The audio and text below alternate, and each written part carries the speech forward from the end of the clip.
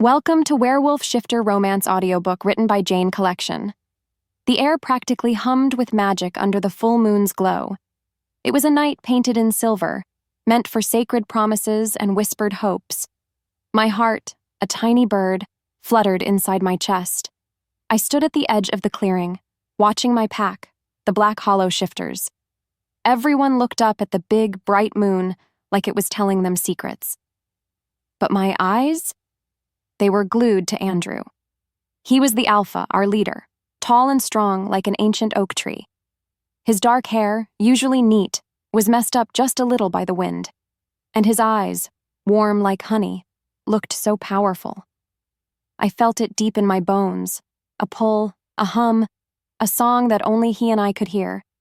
It was our fated bond, you know? It had been singing to me since I was a little pup. Tonight, I just knew it was our time. We'd stand together, and he'd make me his, right in front of everyone. A sweet, quiet joy bloomed in my chest like a flower opening in the sun. Then, Andrew turned his head. His eyes, those warm, honey-colored pools, swept over the crowd. And just like that, they found mine. Across the clearing, his gaze locked onto me. A soft, tiny smile touched his lips. It was quick, almost a secret. But it felt like a promise. It felt like everything. My breath caught. This was it. This was my future. This was what I had waited for because deep down I believed in our destiny. But then, as quickly as it came, that warm smile faded. A tiny shadow like a cloud crossing the moon flickered in his eyes. It was just for a second, a hint of worry or something else before he turned back to the elders. I told myself it was nothing, just alpha stuff. But a tiny, cold pebble of doubt dropped into my heart. That tiny pebble of doubt? It grew. Days later, the sweet memory of Andrew's smile still tried to warm me, but then a strange chill started to creep into our pack. I kept hearing hushed voices, like secrets trying to hide in the wind. Words like Kaelin and old ways floated around, laced with a tension that made my fur prickle. Kaelin, a big, scary alpha from another territory, used to be just a story. Now, his name felt heavy, like a dark storm cloud. Andrew, too, felt different. His usual strong, happy vibe was gone. Instead, his face always looked worried, like he was carrying a heavy stone. He spent all his time in quiet talks with the elders, his focus on pack problems, not on me. I tried to tell myself it was just alpha work because leaders have big jobs. I thought Andrew was strong enough to fix anything. Even so, a tiny tremor started in my heart. I was walking by the big fire pit where some of the younger, wilder shifters hung out. I saw them looking at me. Their eyes, usually friendly, narrowed like angry cats. They quickly looked away when I got close. As I moved past, a low, mean sound reached my ears. Omega. Just that one word. It was barely a whisper, but the way they said it, it felt like a slap, like I was nothing. I froze. A cold knot tightened in my stomach. Truth be told, it felt like a warning. Because of that mean whisper and Andrew's growing distance, I needed comfort. I went to my grandmother, Rebecca. She lived in a small, old cabin, tucked away at the edge of our lands. Rebecca was a lore keeper, which meant she knew all the old stories and magic. Her cabin always smelled like dry herbs and old books, a comforting hug for my worried heart. Today, though, the cabin felt different. Heavier. The quiet felt too deep. Rebecca, with her wise old eyes, looked right through me. She didn't give me easy answers about Andrew. Instead, her gnarled fingers, rough from working with plants, gently touched my hand. "The moon has many faces, little one," she murmured, her voice like dry leaves rustling. "And destiny? It's never a straight path." She talked about strength deep inside me, power waiting to wake up. Then, from a secret spot, Rebecca pulled out a big leather book. It looked very old, its cover worn smooth. Strange, glowing symbols filled its pages. She didn't open it, just held it. It hummed softly in the air. "Your blood sings to the moon, Selena," she said, her eyes looking deep into mine. A song older than memory. I was confused. I wanted to know about Andrew, about the pack, not riddles. Still, I trusted her. Before I left, Rebecca put a small, carved wooden trinket in my hand. It was warm and smooth. "A good luck charm," she said, but her eyes held a sad secret. The trinket felt strangely alive against my skin. It was like a tiny whisper from a past I didn't know, hinting at a destiny much bigger and scarier than I could ever dream. What followed was a feeling that the world was about to change and I was somehow part of it. The air practically crackled with a nervous, buzzing energy under the full moon. It wasn't the usual happy buzz of pack gatherings. My heart hammered, a frantic drum against my ribs, but I tried to tell it to calm down. This was it. Andrew stepped forward, his tall shape dark against the bright moon. I held my breath, a silent prayer forming on my lips. My entire body leaned towards him, ready. But he didn't turn to me. Instead, his eyes, which usually felt warm like sunshine, were cold and distant. They looked right past me, landing on another she-wolf, Lyra. She was pretty, strong, a beta. My stomach dropped. A cold, heavy stone settled inside me. The pack fell silent, like everyone stopped breathing at once. I watched, frozen, as Andrew walked to Lyra. He reached out his hand, and it looked so gentle, so tender, as it touched her neck. My mind screamed, "No." My vision blurred, and then it happened. His fangs, sharp and gleaming in the moonlight, extended. They sank into her skin. A soft, sickening pop echoed in the sudden, profound quiet. It was like a physical punch to my gut. My world didn't just crack, it shattered into a million tiny pieces. The sound of the mark, that terrible final sound, ripped through me. It felt like my own skin was tearing, my soul ripping apart. My lungs burned, suddenly empty of air. Murmurs started, low and shocked, like bees buzzing in a disturbed hive. Pitying glances, quick and sharp, flickered towards me, then quickly away. Humiliation, hot and searing, washed over me, hotter than any fever. Andrew, my fated mate, the one I had waited for, had publicly, irrevocably chosen another. He had marked her, right in front of everyone. My dream, my entire future, lay in ruins at my feet, trampled and broken. I couldn't breathe. I couldn't think. My primal instinct screamed one thing: run. I ran blindly. My feet pounded against the earth, but I didn't feel the pain. A choked sob tore from my throat, raw and ragged. The forest swallowed me whole, its familiar embrace now a suffocating shroud. The trees, usually comforting friends, seemed to press in, judging me. Andrew's distant, tormented howl, a sound of raw anguish that mirrored my own, faded behind me. It was swallowed by the vast, indifferent night, leaving me utterly alone. My heart was a raw, bleeding wound, bleeding not just from rejection, but from the brutal severing of a bond I had believed unbreakable. No matter how hard she tried, she couldn't outrun the feeling of being discarded. Soon after, the pack's shocked murmurs died out, replaced by the chilling silence of my own despair. I ran until my legs burned, until my lungs ached, until the last bit of moonlight was swallowed by the dense canopy above. I just kept running because staying felt like dying. Days bled into weeks, a blur of aimless wandering through the forgotten edges of the territory. My world had shrunk to the next berry bush, the next trickle of water. I moved like a ghost, my body aching, my spirit utterly depleted. The wilderness, usually a vibrant tapestry of life, now felt vast and indifferent, mirroring the gaping emptiness inside me. The agonizing memory of Andrew's betrayal was a constant companion, a bitter echo in the silence of my exile. It was always there, a cold knot in my stomach, a sharp pain behind my eyes. I survived on meager berries and what little game I could catch, my instincts dulled by grief. I would collapse at night, hidden beneath thick ferns, tears tracing cold paths down my dirt-streaked cheeks. I wished for oblivion, for the pain to just stop. More importantly, I wished I could erase the image of Andrew marking Lyra, because it haunted my every waking moment, and my dreams too. I just needed a place where the crushing weight of my pain could be truly private.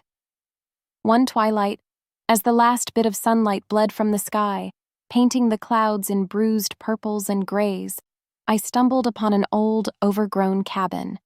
It was Rebecca's long-abandoned home, its windows dark and empty like blind eyes, its porch sagging under the weight of time.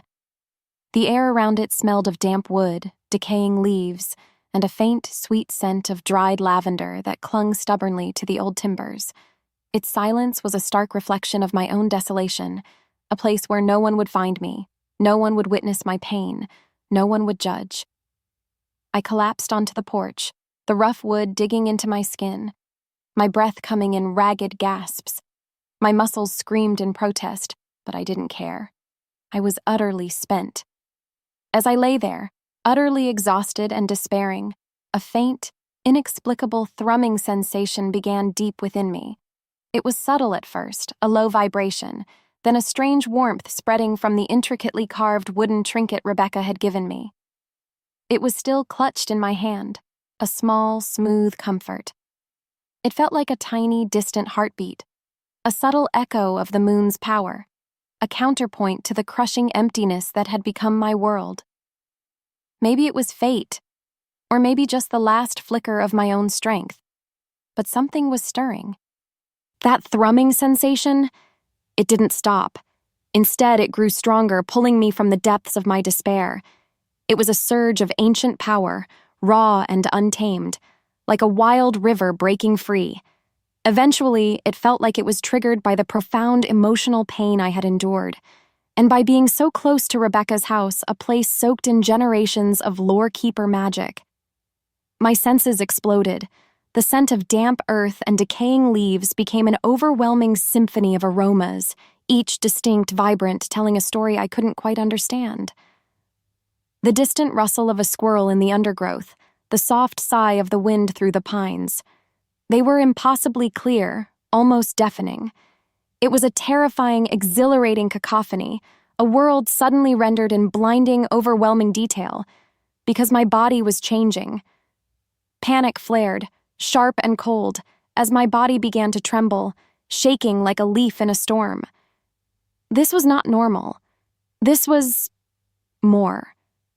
I stumbled inside the cabin, driven by an inexplicable pull, a desperate need to understand what was happening to me. The air inside was thick with the scent of old books and dried herbs, a comforting familiarity amidst the terrifying newness of my senses. My gaze was drawn to a loose floorboard near the hearth.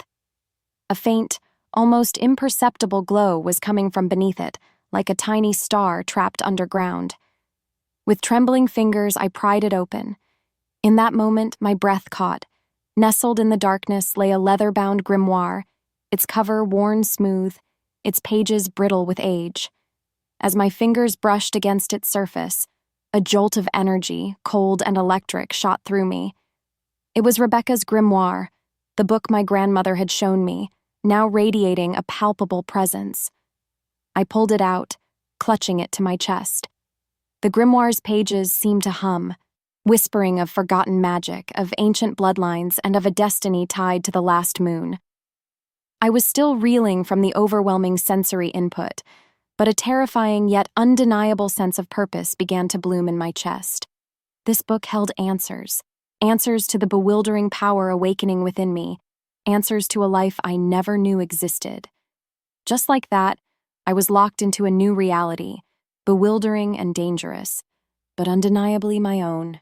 What's worse, I knew I couldn't turn back. Rebecca's cabin, once just an old, quiet place, now felt like a secret fortress. It was my sanctuary, a safe spot against the crazy new world that had just swallowed me whole. Days blurred into a busy mix of reading and trying out new things. I spent hours with Rebecca's grimoire. Its old, rough pages felt like history under my fingers. They had tiny, spidery writing and strange drawings. They showed wolves changing their shapes and pictures of plants with weird names. Not only that, but some pages had symbols that glowed softly like tiny stars trapped in the paper. I felt so close to my grandmother, Rebecca, through that book. It was like she was right there, teaching me, guiding me. Her voice, soft and wise, seemed to whisper in my mind. The grimoire talked about the last moon prophecy. It said someone special would come, someone who could help the pack. I wondered if that was me. Truth be told, a shiver ran down my spine because the idea was both exciting and really scary. I practiced the breathing lessons the book showed. It was hard. My senses were super loud now. The smell of wet earth, the rustle of leaves, the tiny sounds of bugs. Everything was too much. It was like a million tiny noises all at once. I had to learn how to make them quiet, how to just hear what I needed to hear. As a result, I spent hours just sitting still, trying to listen, to feel the forest without getting overwhelmed. It was like learning to breathe all over again. The grimoire also had stories, old stories about our kind, about shifters. They talked about how we came to be, how the moon gave us our power. They spoke of the balance, how the human and wolf parts needed to live together side by side. More importantly, they warned about what happens when that balance breaks. My heart felt a strange mix of wonder and worry. This was magic, real and powerful, and it was tied to me. One day, I found a page with a drawing of a glowing stone, shaped like a wolf. Its eyes were tiny, bright moons. Underneath, it talked about the Moonstone Amulet. It said the amulet could help a shifter control their power, especially during the big changes. It also said it could connect them to the ancestors, to all the lore keepers who came before. Because of that, I felt a deep pull to find it. I wondered if Rebecca had hidden it somewhere in the cabin waiting for me. Still, the grimoire had other, darker pages. They warned about shadow blight. It was a kind of evil magic that could twist a shifter's soul, making them lose their minds. It turned them into monsters like the rogue I'd seen. She didn't know what scared her more, the idea of having so much power, or the thought of something like the shadow blight existing. It was all so much to take in, but I knew I had to learn. I had to understand. My heart felt heavy, but also strong, because I knew this was my path now. The air suddenly went cold even though it was a warm day. A chilling howl ripped through the quiet of the forest. It wasn't like any wolf howl I'd ever heard. This one was full of a mean, hungry feeling that made my fur prickle. It was the same sound that had sent a shiver down my spine before, the sound of the rogue. As if pulled by a string, I felt myself moving towards it, a strange mix of fear and a desperate need to understand. The air grew heavy, thick with a terrible smell. It was like rotten meat mixed with something sharp and wrong. My nose burned. I pushed through thick bushes, my heart thumping like a drum. And then I saw it. In a small, dark clearing, there it was, the rogue shifter. It was huge, bigger than any wolf I'd ever seen. Its fur was matted and dark, like it was covered in old blood and dirt. Its eyes glowed with a mindless, scary light, like burning coals. It was tearing at a dead deer, its movements wild and savage, not like a normal wolf at all. It was a monster. I froze. My heart hammered against my ribs, so loud I thought the whole forest could hear it. Terror stole my breath. This wasn't just a lost animal. This was something evil, something twisted. Without thinking, my new powers flared. A hot, protective wave spread from the wooden trinket Rebecca had given me, the one in my pocket. It felt like a tiny shield, pushing back against the rogue's dark energy. I wanted to run, to scream, but a deeper, wilder part of me, the wolf part, rooted me to the spot. It was defiance, pure and strong. Just then, a blur of amber and silver streaked through the trees. Andrew. He was in his wolf form, huge and powerful. His fur was the color of moonlight on snow, and his eyes, usually warm, were burning with a tormented fury. He let out a deep, guttural snarl, a sound that shook the ground. He launched himself at the rogue. The rogue, surprised, let out a frustrated whine, a high, thin sound that was almost pathetic. A beat later, it vanished into the shadows, melting away as silently as it had appeared. Andrew, still in his wolf form, turned his massive head. His amber eyes, filled with a raw, primal concern, met mine. There was no clear recognition, just that deep, worried look. He nudged me gently with his muzzle, a soft, warm push against my side. It was a silent reassurance, a comfort I hadn't realized I desperately needed. Then, he turned and disappeared back into the forest, as quickly as he had come. He left me shaken, my body trembling, but alive.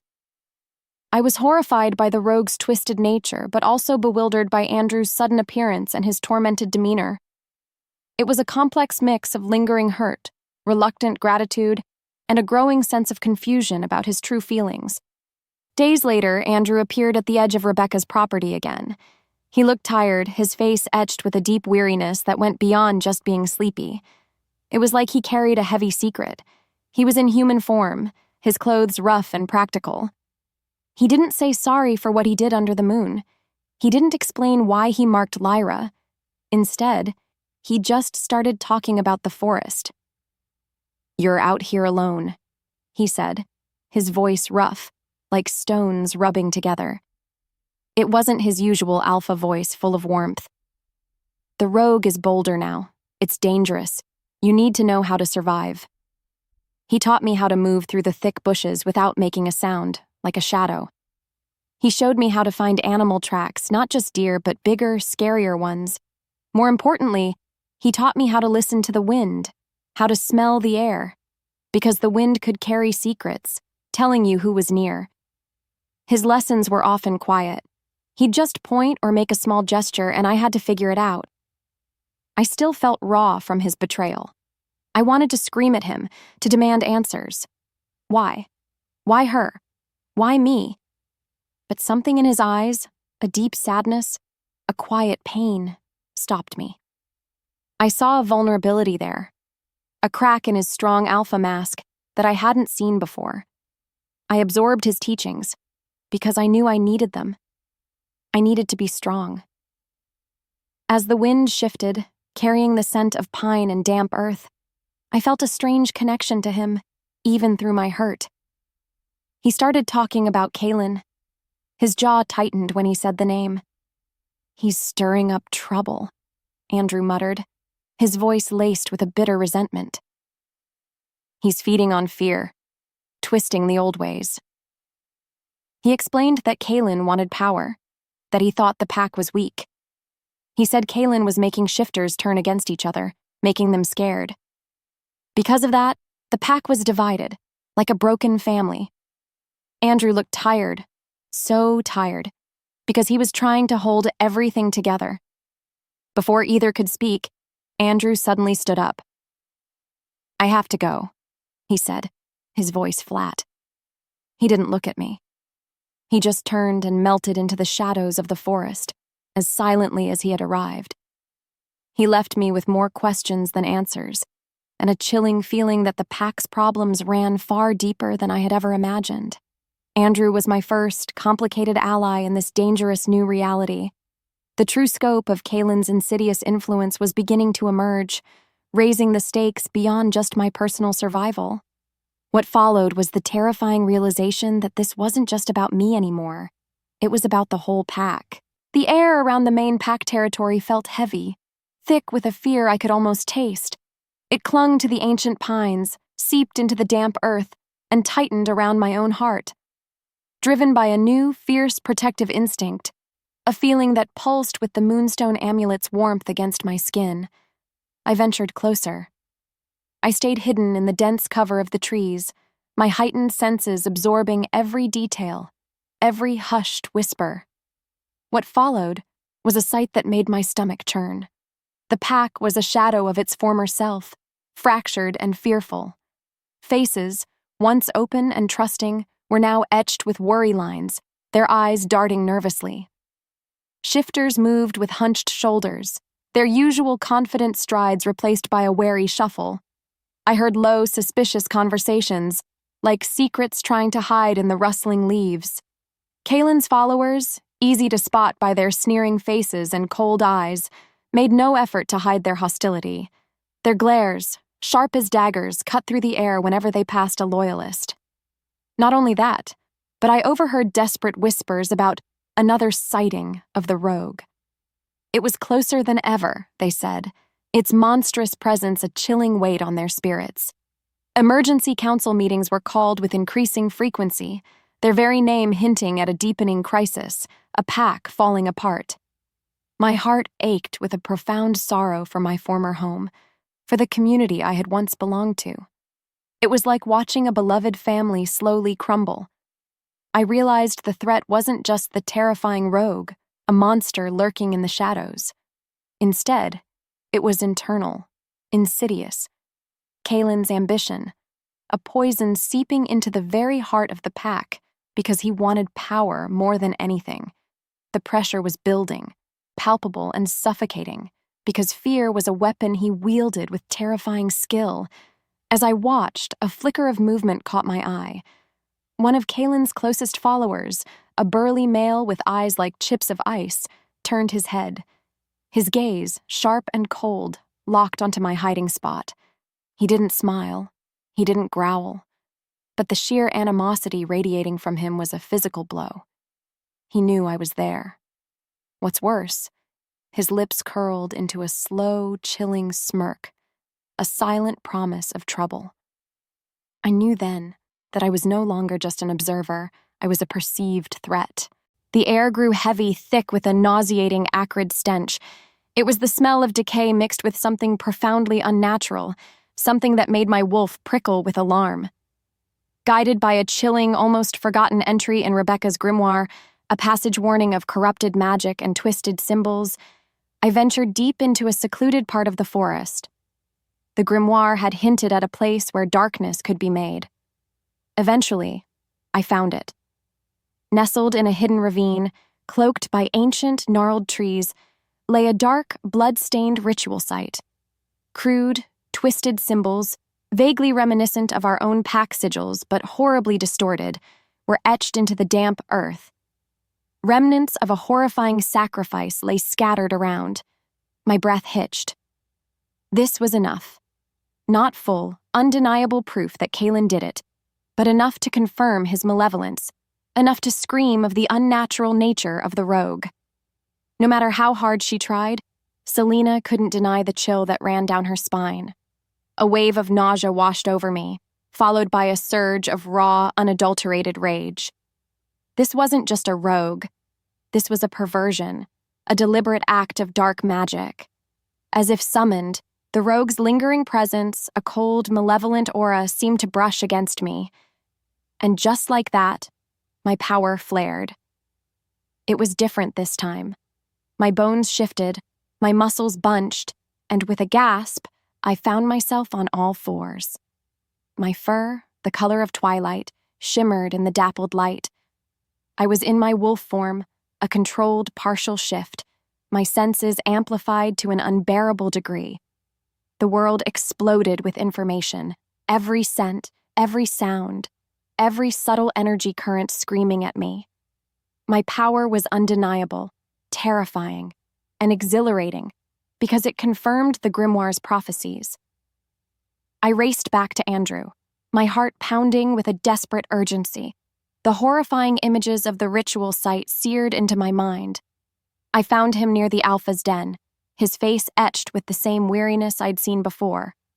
I shifted back to human, the process still jarring, and confronted him with my suspicions, the words tumbling out in a raw, desperate torrent. Kalen, he's doing this. He's making the rogue. Andrew listened, his amber eyes clouded with doubt. He ran a hand through his dark hair, a gesture of deep frustration. Selena, without proof, concrete proof, he rasped. Kalen, he's pack. He wouldn't. The painful rift between us widened, a chasm of disbelief and lingering hurt. Still, I saw a flicker of something in his eyes, a desperate hope because he wanted to believe me. The game had changed. The stakes were no longer just survival. They were personal, a fight against a betrayal that threatened to consume them all. The rogue's attacks escalated dramatically. It was no longer just a beast, it was a weapon wielded by an unseen hand. One moonless night, the screams of slaughtered livestock ripped through the silence, closer to the den than ever before. The air filled with the sickening scent of blood, because the rogue wasn't just killing for food, it was killing to terrorize. Soon after, a young hunter, barely more than a pup, was found gravely injured, his body bearing the unmistakable, twisted marks of the rogue's savage fury. His whimpers echoed in the den, a sound that tore at my soul. The attacks pushed Marcus, our aged alpha, and me to our breaking point. My face was perpetually etched with exhaustion and despair. My usual alpha strength, the confidence I projected, felt diminished by the relentless pressure. We held emergency councils, our voices low and grim, but no solution seemed to emerge. The pack was paralyzed by fear, by the chilling knowledge that this creature was not just a threat, but a calculated, malevolent force. On the other hand, I couldn't shake Selena's words, her desperate pleas, her terrifying vision of the ritual site. I knew, deep down, that Kian was behind it. He was manipulating the rogue, using it to sow terror and destabilize the pack. My frustration boiled over. Why couldn't I prove it? Why couldn't I make Marcus see? My fierce protective instinct for the pack surged, because I felt their fear, their despair. That night, exhausted, desperate, and haunted by the recent attacks, I found myself walking towards Rebecca's cabin. My feet carried me there without conscious thought. I found Selena by the dying embers of the hearth, the grimoire open in her lap, its pages glowing faintly in the dim light. She looked up, her eyes, the color of a stormy sky, filled with a wisdom that both awed and terrified me. I didn't speak of my pain or my regret. Instead, I just looked at her, my silver eyes pleading. You feel it, don't you? I rasped, my voice thick with unspoken anguish. The rogue. It's different now, stronger. She nodded, her gaze unwavering. I saw the understanding in her eyes, the chilling connection to the rogue's malevolent presence. It was a silent plea for her unique insights, for her help. I was desperate, and in my desperation, I finally began to truly lean on her, because she was the only one who seemed to grasp the true nature of this darkness. What followed was a desperate hope that she held the key to our survival, a hope that burned against the encroaching shadows. The air in Rebecca's cabin was thick with unspoken words, with the crushing weight of my desperation. I knelt before Selena, my heart pounding a frantic rhythm against my ribs. My gaze, filled with a raw, vulnerable plea, was fixed on her. She didn't know what scared her more, the thought of losing my pack or the thought of losing her. From beneath my tunic, I pulled a small leather pouch, its contents clinking softly. My hand trembled as I poured them into her palm. The moonstone amulet. Its dark, polished stone seemed to absorb the dim firelight, pulsing with a faint internal glow, like a captured heartbeat.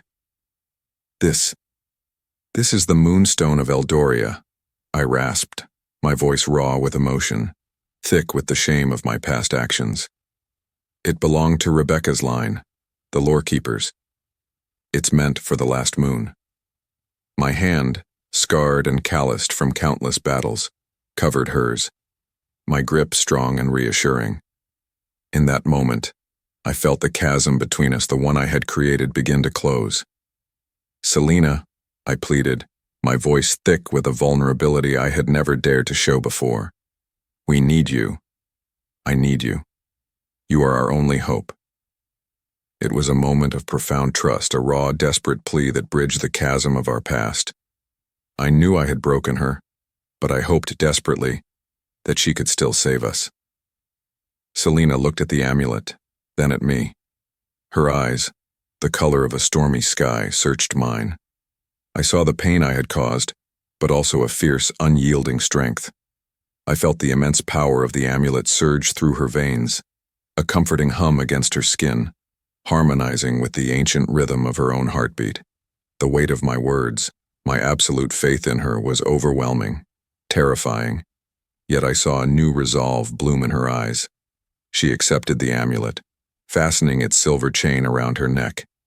As the bond pulsed, I felt it, clear as day, a connection rekindling, stronger than before.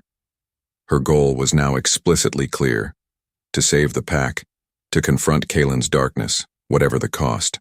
She felt empowered, validated, and deeply connected to me, but also overwhelmed by the terrifying responsibility that now rested upon her shoulders. Our bond, once shattered, began to mend, deepening into a true, undeniable partnership. Just like that, everything changed. The moonstone amulet, now a constant, warm presence against my skin, pulsed with a sudden, fierce energy. It wasn't just a hum. It was a warning. A horrifying vision ripped through my mind, sharp and visceral. The full horror of Kalen's shadow blight ritual. I saw the twisted symbols, crude and dark, drawn in blood on the damp earth. I saw the agonizing faces of two young shifters, barely more than pups, their lives extinguished in a grotesque parody of sacrifice. It was a deliberate, calculated act of pure evil because Kalen wanted to show his power. "Andrew," I cried, the vision still searing my mind, the words tearing from my throat. "The young ones! Kalen! He's sacrificing them!" My voice trembled, but my wolf pressed forward, demanding action. Andrew's face went grim. He rallied a small group of loyalists, their faces etched with a desperate resolve. Guided by my chilling vision, they raced through the forest, their hearts pounding with a desperate urgency.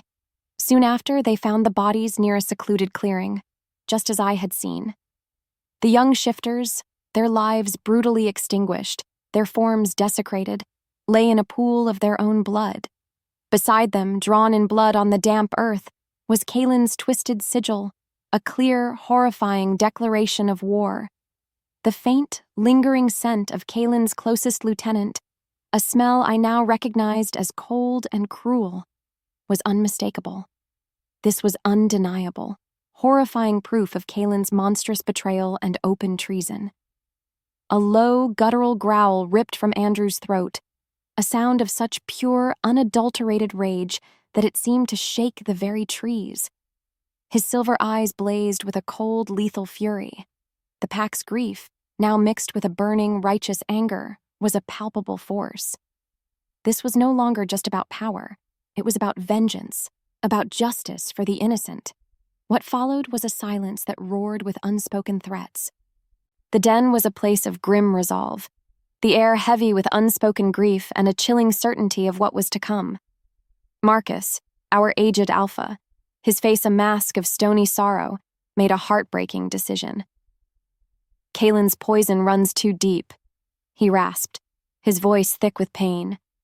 "We cannot risk another betrayal." He confined the entire pack to the immediate vicinity, effectively placing them under house arrest. It was a desperate measure, but a necessary one, because Kalen's treachery had spread like a disease.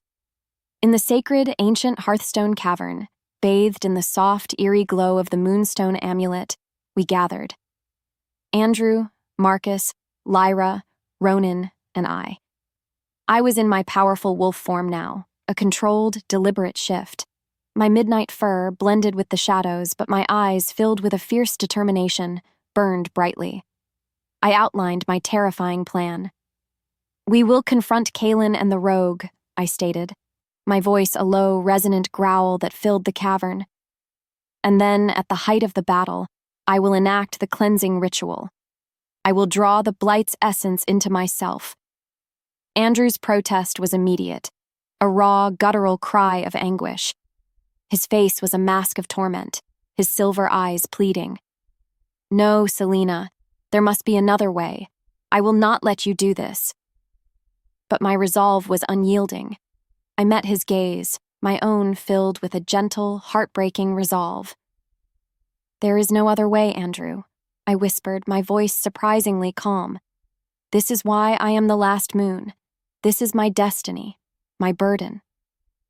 The choice was made, forged in the moonlight of my transformation, in the crucible of our shared battles, in the depths of our unbreakable love. As the sky darkened, painting the cavern entrance in hues of bruised purple, Andrew and I stood together. We shared a tender, desperate kiss, a silent promise of enduring love amidst the encroaching darkness. It was a farewell to the innocence we had lost, a welcome to the harsh, uncertain future we faced together. Then, with a final shared glance, we parted, each to our role in the coming, inevitable conflict. The stage was set. The scent of pine and fear filled the air. My heart skipped a beat, then pounded with a fierce resolve. The night exploded. It was like the forest itself screamed. The corrupted Stonecrest pack, twisted by the shadow blight, hit us like a tidal wave. They weren't just angry, they were mindless. Their eyes glowed with a sick, hungry light. Their howls were a chilling song of rage and pain. I fought, my muscles burning, my fangs snapping. My silver fur was already matted with sweat and grime, because I was pushing myself harder than ever before. I had set traps, hidden pits with sharp stakes because I thought I was smart. They worked for a bit. The blighted shifters fell, screaming. But they just kept coming. Their numbers were endless, like ants from a disturbed nest. They didn't care about getting hurt. They just kept pushing, pushing, pushing. Not only that, but their strength was wrong, unnatural. They were like broken toys, but strong ones. The Black Hollow warriors, my pack, fought like lions. They were brave, so brave. Their teeth and claws tore at the blighted flesh. Their howls of defiance, raw and desperate, cut through the night. I was everywhere, a silver blur of fury, the Alpha's fang in my hand. Ronan, our war leader, fought beside me, a huge, grizzled bear against the tide. Marcus, our old Alpha, his face grim, stood strong because he wouldn't let his pack fall. But then, it was too much.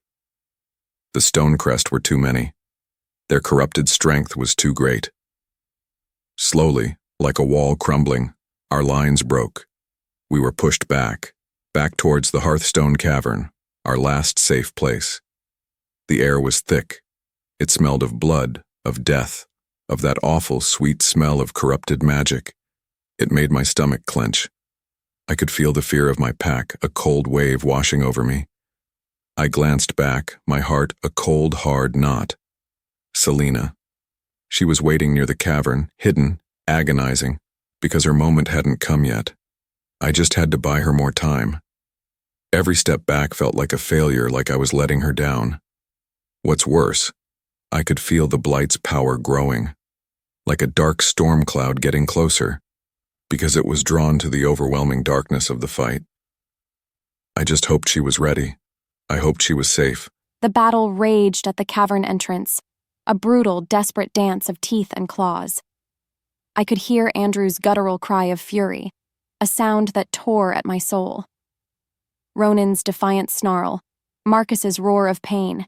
Each sound was a fresh stab of agony in my own heart. I longed to join them, to throw myself into the fight, but I knew my role. Their survival, the survival of our pack, depended on me, on this ritual. I stood before the hearthstone, its ancient power humming softly. Rebecca's staff was clutched tight in my paw, its gnarled wood warm against my fur. I chanted the ancient words, weaving a tapestry of sound and energy, of light and shadow. The hearthstone pulsed with a stronger light, its ancient power awakening, responding to my call. It felt like the very heart of the earth was beating with me. But then, a wave of searing black energy, cold and sharp, slammed into me. It was a focused blast of Kalen's corrupted magic. He had broken through Andrew's desperate defenses. Pain, white hot and excruciating, ripped through me, tearing a choked cry from my lips. I was thrown back from the hearthstone, my body hitting the cold stone floor with a sickening thud. Rebecca's staff clattered from my nerveless fingers, its light flickering, threatening to die. The connection, the ritual, faltered. Kalen's triumphant, mocking laughter filled the cavern. It echoed off the stone walls, cold and cruel. I could smell his foul, corrupted scent, like burnt flesh and bitter herbs. I could feel his malevolent presence looming over me, a dark shadow blotting out all light. I lay there, trembling, my vision blurring. I had failed. My power wasn't enough. My terrifying sacrifice would be in vain. The sliver of the rogue's darkness within me, that cold, chilling presence, seemed to awaken. It whispered, "Succumb." It promised an end to the pain, the fear, the suffering. It wanted me to give up, because it wanted to take over. I lay on the cold stone floor, my body shaking, my vision blurring. The darkness pressed in, heavy and suffocating. The blight's insidious whispers were louder now, a chorus of seductive voices. "Join us," they hissed, slithering into my mind. "Embrace the darkness. Let go of the pain. You will be powerful. You will be eternal." It felt like a warm blanket, promising peace. I was so tired, so broken. I confronted my deepest fear right there, that I was not strong enough, that my love and sacrifice were useless, that I was still just the discarded, powerless Omega, destined to be broken. The fragment of the rogue's darkness within me stirred, eager to merge with the overwhelming blight. It wanted to claim me, to make me one with the corruption. Hope dwindled, a tiny flickering flame in a vast encroaching darkness. I was at my lowest point, a raw, exposed nerve. Still, I knew the truth. If I gave up, everything was lost. But then, through the pain, through the despair, I felt a touch, a warmth, a familiar presence.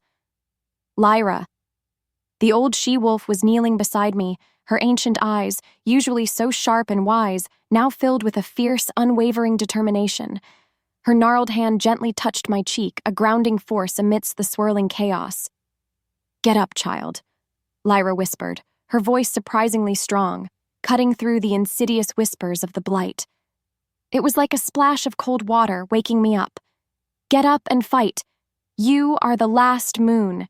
You are Rebecca's granddaughter. You are the hope of our pack. Do not let him win." Lyra's words, her unwavering faith, ignited a tiny spark of defiance in my fading spirit. It was a fragile spark, almost imperceptible, but it was there. I looked at the hearthstone. Its light was dim, but it wasn't gone. I felt the faint, steady pulse of the moonstone amulet against my skin, a quiet reassurance. I remembered Andrew's promise, "I am with you always." My internal flaw, that deep doubt in my own worth, was challenged to its core. Lyra's belief, Andrew's love, and Rebecca's legacy provided the strength to push back. This was my crucible, my hardest test, and I would not break. What followed was a surge of raw, unyielding power, because I was the last moon, and I would fight. The whispers of the blight, cold and sharp, still clawed at my mind. They promised peace. They promised power. They promised an end to the burning pain that ripped through my body. But then, Lyra's voice, surprisingly strong, cut through the darkness. "Get up, child," she'd rasped, her gnarled hand a warm anchor on my cheek. "You are the last moon. You are Rebecca's granddaughter. You are the hope of our pack. Do not let him win." Her words were like a splash of icy water, shocking me awake. They ignited a tiny, desperate spark of defiance in my fading spirit, because her faith was a fire I could cling to. I clung to the warmth of the moonstone amulet, its pulse a faint, steady beat against my skin. I remembered Andrew's promise. "I am with you always." The pack's desperate hope, their terrified faces, flashed in my mind. I couldn't give up. I wouldn't. With a supreme effort, drawing on reserves of strength I hadn't known I possessed, I pushed myself to my feet. My body screamed in protest, every muscle a raw, burning agony.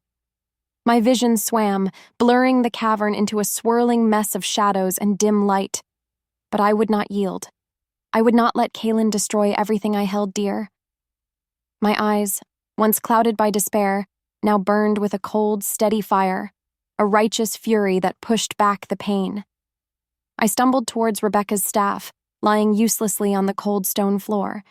Its familiar weight in my trembling hand was a comfort, a link to my grandmother's wisdom. It pulsed with a quiet, ancient power. a living extension of my will. As the wind shifted, carrying the scent of blood and fear from the battle outside, I faced Kalen. He stood triumphant at the cavern entrance, his monstrous form a dark silhouette against the flickering torchlight. The rogue, a hulking, slavering shadow, stood at his side, its eyes burning with a mindless hunger. Kalen's face was twisted in a mask of pure hatred, a sneer on his lips. "You thought you could defeat me, little wolf?" he hissed, his voice a venomous rasp that scraped against my raw nerves. "You thought your pathetic ritual, your grandmother's sentimental magic, could stand against the power I now wield?" He gestured, and a blast of black energy, crackling with malevolent power, shot towards me. It felt like a physical fist aiming to crush me. Without thinking, I raised Rebecca's staff. I poured all my remaining strength, all my will, all my love for my pack into a shield of pure white light. The two opposing forces met with a deafening roar, a sound that shook the very cavern. The air crackled with raw, untamed magic, like a storm trapped underground. The light held. It shimmered, pushing back the black tendrils of the blight. A look of surprised fury crossed Kalen's face. He had underestimated me. He had underestimated the power of the last moon, the strength of Rebecca's legacy, the unwavering love of a pack united. Just like that, the tide began to turn, because my will was stronger than his malice. I pressed my advantage, pushing the shimmering shield of light forward. It was like pushing against a solid wall of darkness, but I wouldn't stop. Step by agonizing step, I forced Kalen and the rogue back towards the tunnel entrance. The strain was immense. My body trembled, screaming in protest, and my vision blurred at the edges, but I would not falter. I could feel Andrew, Marcus, and Ronan fighting their way towards me, their spirits lending strength to mine. Their howls, though distant, were a rallying cry in the chaos. Meanwhile, I reached out with my spirit, a mental hand stretching into the maelstrom of corrupted energy. My voice, though unspoken, was a clear, unwavering beacon in the chaos. "Come to me," I projected, my will a sharpened blade. "I am the last moon. I am the darkness you seek. I am the power you crave. Come and be undone." I was offering myself as a vessel, a conduit, a sacrifice, because this was the only way to heal the blight. The effect was instantaneous, terrifying. The tide of the corrupted Stonecrest shifters, which had been focused on overwhelming the Black Hollow defenders, faltered. They hesitated, their glowing, mindless eyes turning towards me. They were drawn by the irresistible pull of my summons, by the overwhelming concentration of blight energy I was now radiating, amplified by the sliver of darkness within my own soul. Not only that, but their howls, once filled with rage, now held a strange, confused whine. They surged towards me, a ravening horde of twisted, monstrous forms. Their howls were a chorus of insatiable hunger, of mindless fury, because they were drawn to the power I now held. I stood my ground, my heart pounding, my body trembling, but my spirit unyielding.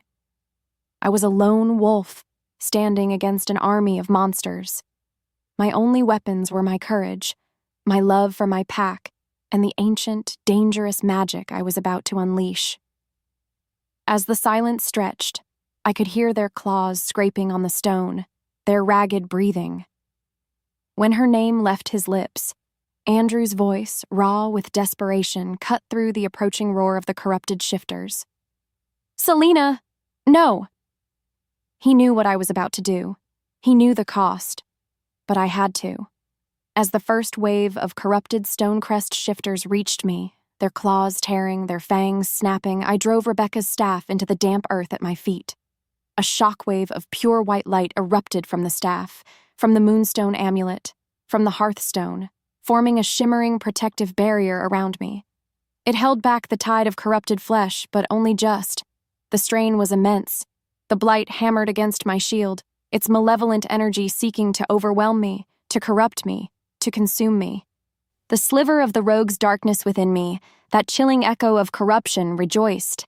It surged forward, eager to merge with the overwhelming power of the blight, to claim me, to make me one with the corrupted. But I fought back.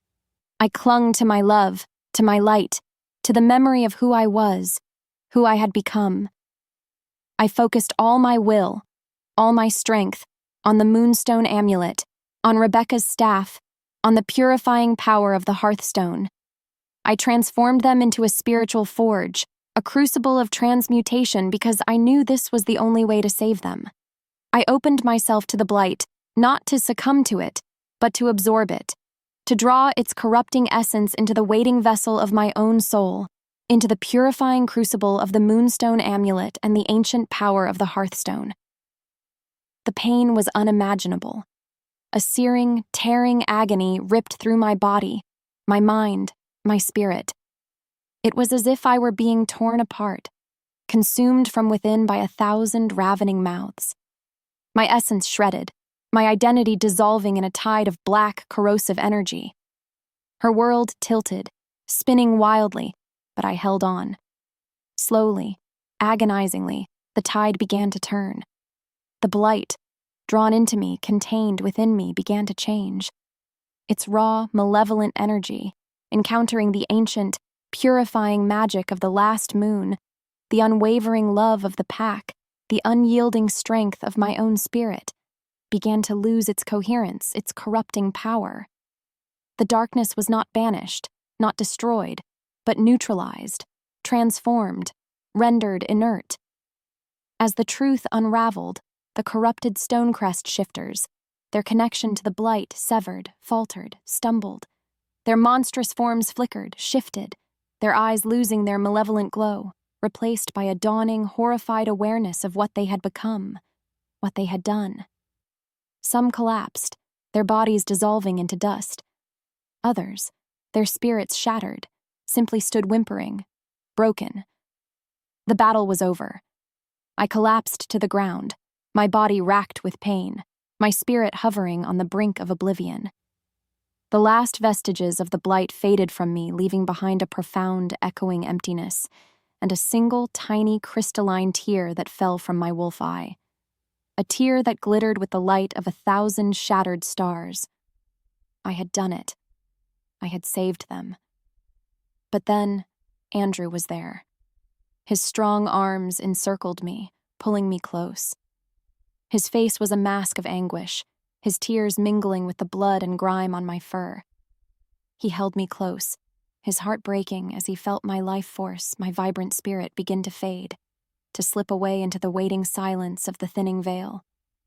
He buried his face in my fur, inhaling my scent, pine, wild herbs, moonlight, trying to memorize it, to hold on to it before it faded completely. "She can't be gone," he whispered, his voice a hoarse, broken rasp. "She can't be." My world faded. The silence was a scream. It clawed at my ears, deafening after the roar of battle, the shriek of the blight. My world had just ended. Selena, her body, once vibrant with the fierce fire of the last moon, lay limp in my arms. Her midnight fur, usually so alive, was dull, lifeless. The vibrant spark that had defined her, that had pulled me back from my own torment, was extinguished. My heart, a raw, bleeding wound, convulsed in my chest. I buried my face in her fur, inhaling her scent, pine, wild herbs, moonlight, trying to memorize it, to hold on to it before it faded completely. My tears, hot and desperate, mingled with the blood and grime on her coat. "She can't be gone," I rasped, my voice a broken, guttural sound. "She can't be." But I knew. A chilling certainty pierced through my denial. The life force, the vibrant, indomitable spirit that had been Selena, the last moon, had been extinguished, sacrificed. The surviving Black Hollow warriors, battered and bleeding, gathered around us. Their faces were etched with a mixture of awe and profound, inconsolable sorrow. Marcus, his aged frame stooped with a grief that seemed to have aged him a century in a single night, placed a trembling hand on my shoulder. Lyra knelt beside Selena, her ancient eyes, usually so sharp and wise, now clouded with unshed tears. Her lips moved in a silent, desperate prayer because she refused to give up hope. Ronan, the grizzled war leader, stood sentinel, his massive form a bulwark against the encroaching despair, though his own amber eyes were suspiciously bright. Even the surviving Stonecrest shifters, those who had been freed from the Blight's corruption by Selena's sacrifice, seemed to sense the enormity of what had occurred. They stood at a distance, their forms no longer monstrous but still bearing the grotesque, twisted marks of their ordeal. Their eyes wide and haunted, filled with a dawning, horrified understanding of the atrocities they had committed, their spirits shattered, their future uncertain.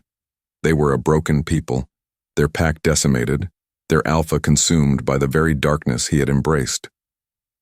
The first pale rays of dawn began to filter through the smoke-hazed canopy above, painting the cavern in hues of gray and blood orange. The air, still thick with the scent of battle, of death, of expended magic, slowly began to clear, replaced by the clean, cold scent of the approaching morning. But then, a strange, ethereal light began to emanate from the moonstone amulet on Selena's chest. It grew brighter, stronger, pulsing with a rhythmic, hypnotic beat, like a second ghostly heartbeat. The air in the cavern grew thick, charged, humming with an ancient, powerful magic. The pictograms on the cavern walls, the ones depicting the lineage of the last moon, began to glow with an intense silver light. The spirits of the ancestors, of generations of lore keepers, of alphas, of last moons, seemed to stir, to gather, their presence a comforting warmth, a guiding light in the oppressive darkness of our grief. My heart leaped with a wild, desperate hope. I knelt beside Selena, my hand reaching out to touch the amulet. As his fingers brushed against the cool, smooth stone, a jolt of energy, of pure, untainted life force, surged through me, through her, through the hearthstone itself. Selena's body twitched. A faint, shallow breath like the flutter of a bird's wing escaped her lips. Her eyelids flickered. A collective gasp, a choked cry of disbelief, of dawning, incredulous hope, swept through the assembled pack. The light from the amulet intensified, engulfing Selena in its soft silver glow. The fragment of the rogue's darkness, that chilling sliver of ice that had lodged within her, seemed to recoil from the purifying light, to shrink, to dissipate. Not banished, but integrated, transformed. Its malevolent energy neutralized, its potential for harm nullified, its essence absorbed into the vast, ancient power of the last moon, adding a new, unexpected depth, a profound understanding of the delicate balance between light and shadow to her own spirit. And then, with a deep, shuddering breath, Selena's eyes, the color of a stormy sky, opened. They were no longer dull, lifeless. They were clear, luminous, filled with a wisdom, a power, a resilience that transcended anything we had seen before. She was still Selena, our Selena, but she was also more, the last moon reborn, forged anew in the crucible of sacrifice, her spirit tempered, her power amplified, her connection to the ancient magic, to the heart of her pack, absolute. A joyous, triumphant howl, a sound of pure, unadulterated relief, of overwhelming gratitude erupted from the pack, shaking the very foundations of the den, a testament to the miracle we had just witnessed. What followed was a wave of relief so powerful, it made the cavern itself seem to sigh. My face was wet with tears, my heart overflowing with a love so profound, so fierce it threatened to consume me. I gathered Selena into my arms, holding her close, my body trembling with the aftershocks of fear and overwhelming relief. "Selena," I whispered, my voice choked with emotion. You came back. You came back to me." She smiled, a faint, weary smile, but her eyes, when they met mine, shone with an unwavering love, a deep, resonant understanding. "I will always come back to you, Andrew," she whispered, her voice weak but clear. "I will always come back to our pack." She had walked through the fire, faced the abyss, embraced the darkness, and emerged not unscathed, but transformed. Her spirit tempered, her power refined, her love for her pack, for her mate, an unbreakable, eternal flame. Marcus and Ronan, both bearing the marks of the brutal battle, approached. Their expressions were a mixture of awe and profound gratitude. Lyra knelt beside Selena, her ancient eyes shining with unshed tears, her gnarled hand gently clasping Selena's.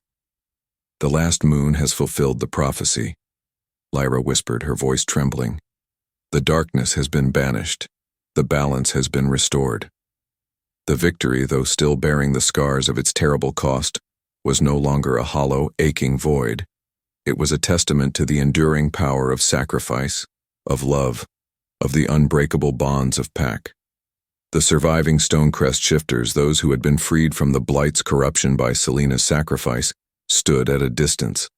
Their forms were no longer monstrous, but they still bore the grotesque, twisted marks of their ordeal. Their eyes, wide and haunted, filled with a dawning, horrified understanding of the atrocities they had committed. Their spirits shattered, their pack decimated, their alpha consumed by the very darkness he had embraced. They were a broken people, their future uncertain. Marcus, with a mixture of weariness and hope, made a difficult, controversial decision.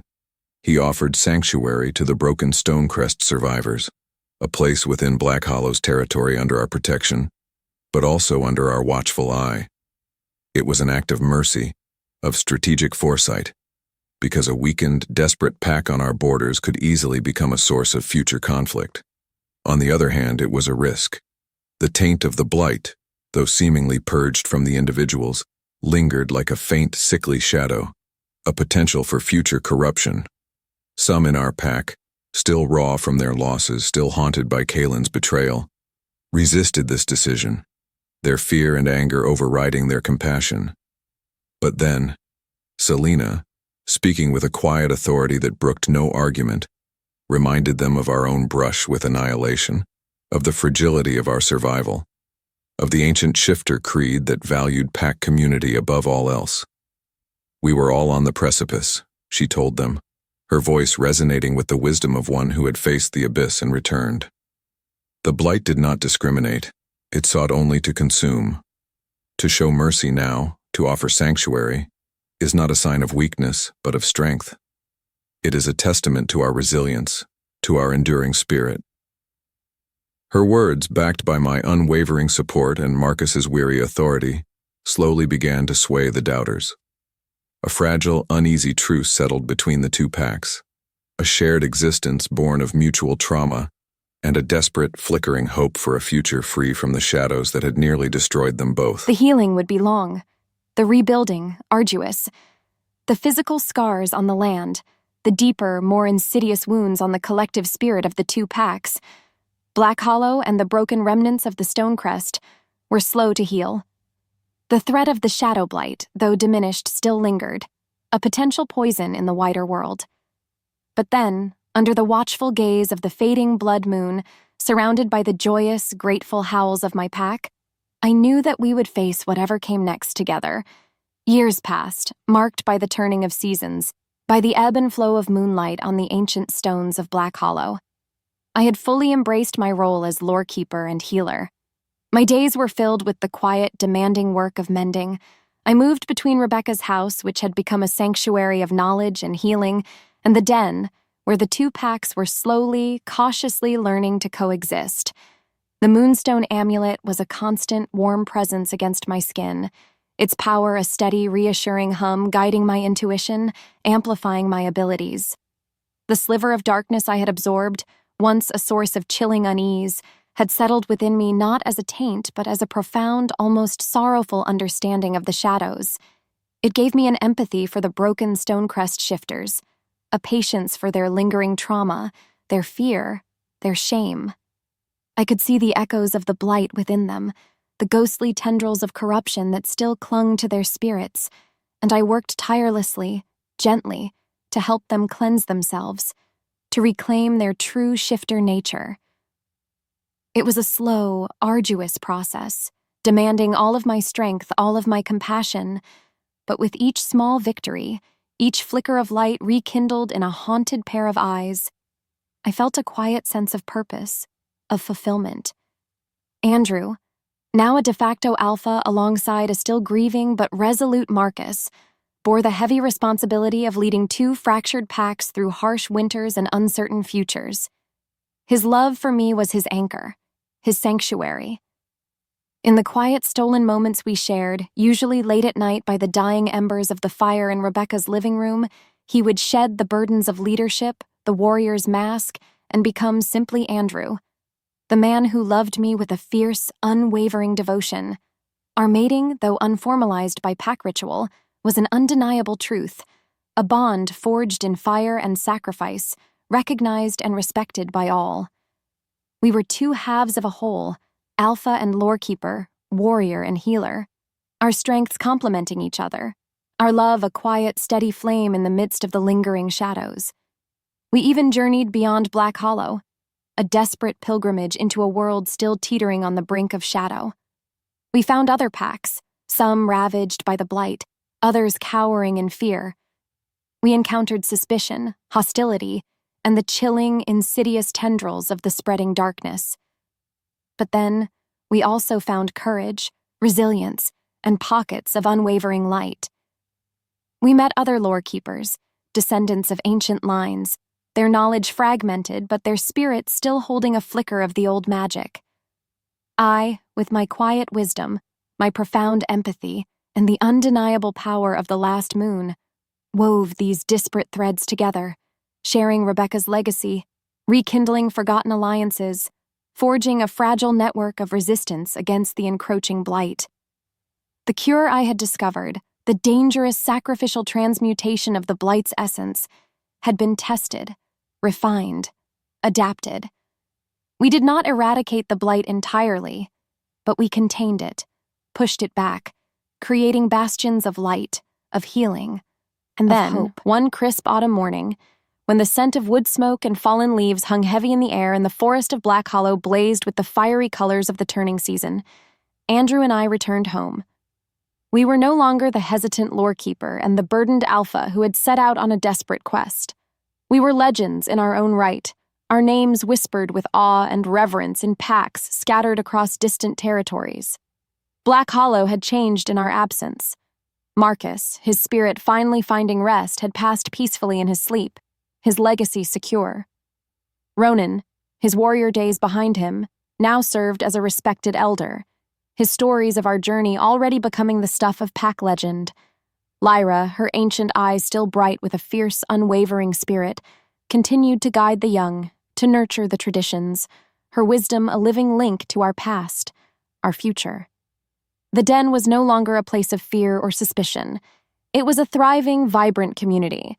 Black Hollow and Stonecrest shifters, now fully integrated, their shared trauma, their shared survival having forged an unbreakable bond between them. The cubs of both lines tumbled together, their playful yelps and growls a joyous symphony, a promise of a future free from the shadows that had once threatened to consume them. Rebecca's house, lovingly tended by Lyra in my absence, welcomed us back with its familiar scent of old books, dried herbs, and the faint lingering aroma of ancient magic. It was a sanctuary, a haven, a place where we could finally shed the burdens of our journey, the weight of our legend, and simply be Selena and Andrew, mates, partners, lovers. One evening, as a full moon, clear and silver, rose over the silent, watchful pines, Andrew and I stood in the hidden grove before the ancient oak, its branches spread wide like welcoming arms. The moonstone amulet, its light now a soft, steady glow, pulsed gently against my skin. Rebecca's staff leaned against the moss-covered stones, its power dormant but ever-present. We were not alone. Gathered around us, their faces upturned to the luminous moon, were the members of our pack, Black Hollow and Stonecrest united, their voices rising in a harmonious, joyful howl, a song of gratitude, of resilience, of a peace hard-won, deeply cherished. I looked at Andrew, his silver eyes luminous in the moonlight, reflecting the love, the adoration, the profound, unwavering devotion that had been my anchor, my strength through all the storms, all the battles, all the sacrifices. He reached for my hand, his fingers twining with hers, their bond a silent, unbreakable promise. the wolf within the mirror looked out with eyes that had seen both the deepest darkness and the most radiant light, and had found in the delicate, ever-shifting balance between them not just survival, but a profound, enduring peace. The legacy of the last moon was not one of power or prophecy, but of love, of sacrifice, of the unwavering belief in the possibility of healing, of redemption, of a future where the forest could breathe anew. The scent of pine and damp earth, the crackle of the pack bonfire under the full moon, the taste of blood after a hunt, the sting of icy wind carrying the scent of danger or a potential mate. These were no longer just elements of a story or even just the fabric of my life. They were the rhythm of a world reborn, a world saved, a world where the heart finally had found its true, enduring north. And as the last howl of the pack faded into the starlit silence of the forest, I, Selena, the last moon, knew with a certainty that resonated in the very core of my being that this was not an ending, but a new beginning. A beginning forged in moonlight, tempered by sacrifice, and blessed by the enduring power of a love that had, against all odds, brought us home. The forest breathed anew, and in its breath, Selena and Andrew found their forever.